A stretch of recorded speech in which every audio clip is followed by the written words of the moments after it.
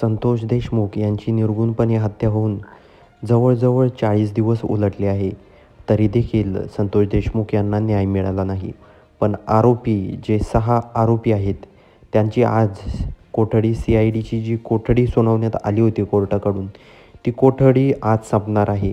त्याचबरोबर आज त्यांना पुन्हा एकदा कोर्टात हजर करू शकतात आणि पुढच्या प्रकरणाची सुनावणी कोर्टामध्ये होऊ शकते. त्याचबरोबर जे वाल्मिक कराड आहे, यांचे जे समर्थक आहे ते आक्रमक झाले आहे.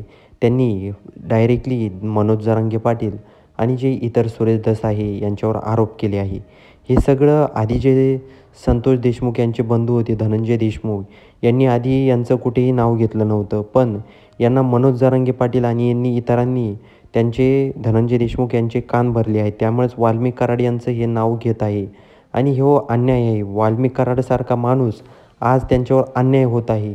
त्यांनी कुठलेही काहीही गुन्हा केलेला नाही, तरी पण यांना बळीचा बकरा केलं जात आहे. त्यामुळे ह्या गोष्टी थांबल्या पाहिजे असं देखील वाल्मिक कराड समर्थक यांनी आंदोलन सुरूच ठेवलं आहे. आता संतोष देशमुख यांना न्याय मिळतो का हे बघणं